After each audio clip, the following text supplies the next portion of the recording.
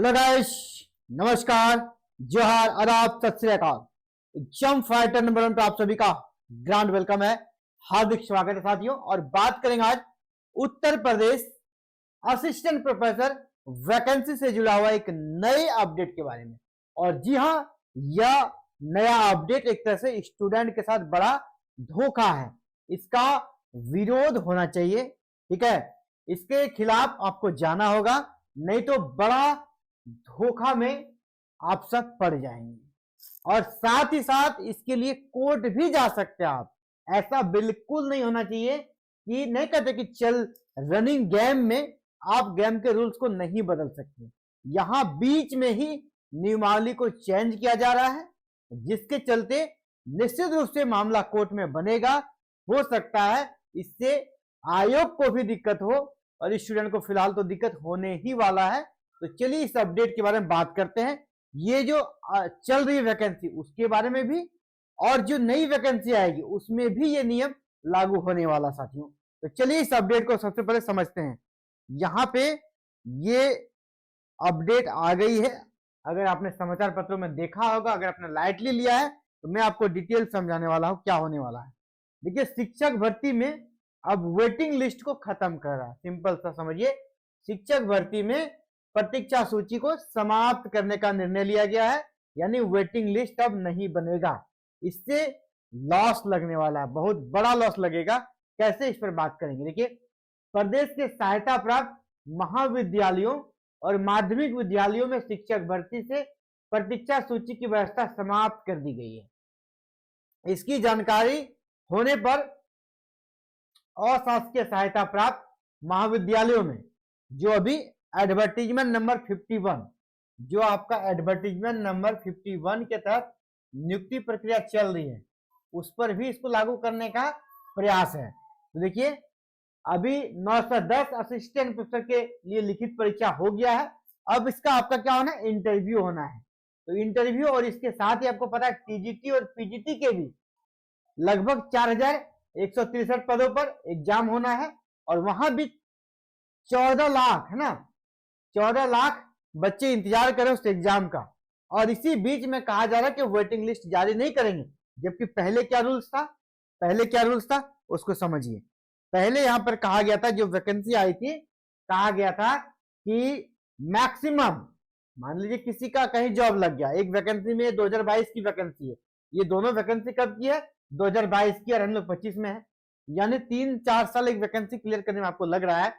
तो 3-4 साल में कई लोग, यहां आप उनको सिलेक्शन सूची में देखेंगे, लेकिन वे कहीं अच्छे जॉब ज्वाइन कर चुके होंगे, कोई यूपीएससी क्रैक कर चुके होंगे, या उसे और कोई मनचाहा जॉब मिल चुका होगा, वो यहाँ ज्वाइन नहीं करेंगे।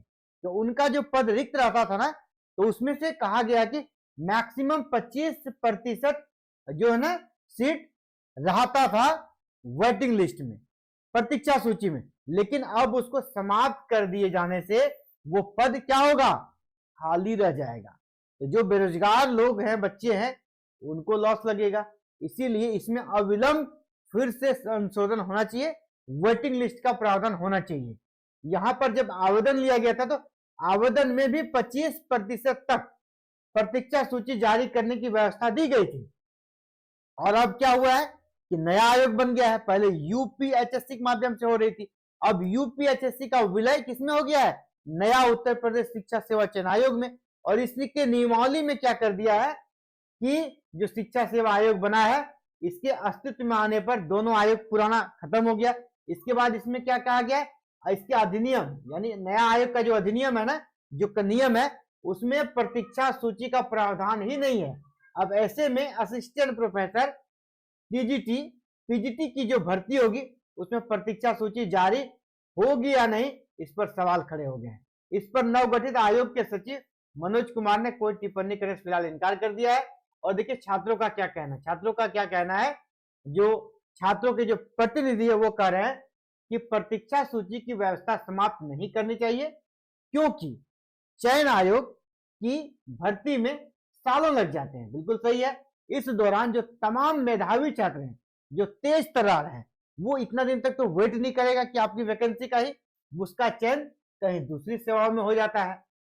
और इसके कारण पद क्या होता है, रिक्त रह जाता है, पद होता है रिक्त। क्योंकि भर्ती आने में कई साल लग जाते हैं, इसलिए प्रतीक्षा सूची समाप्त होने से बेरोजगार छात्रों का नुकसान होगा।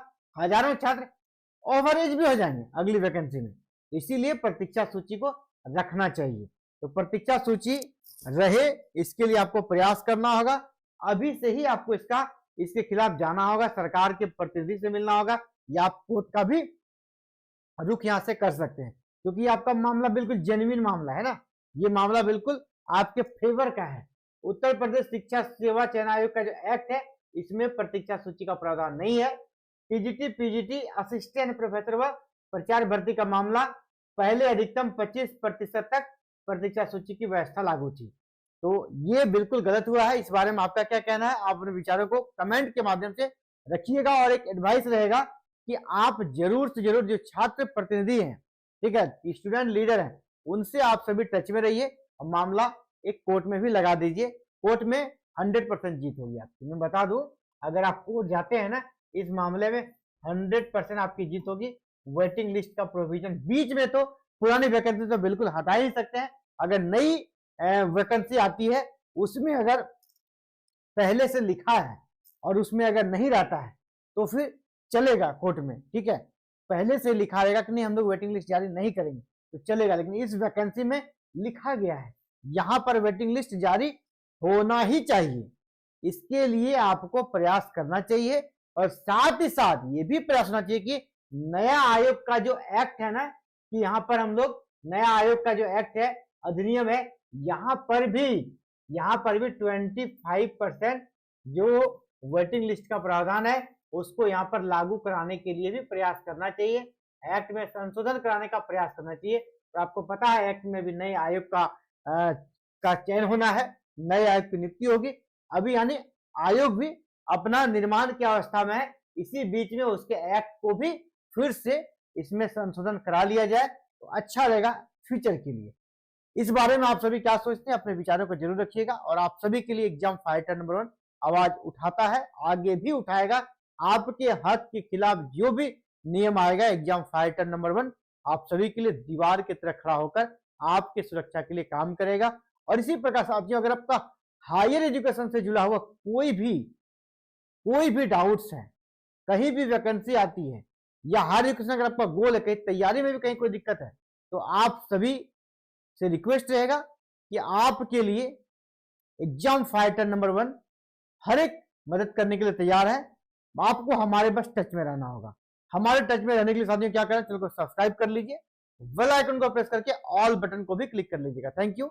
जय हिंद, जय भारत।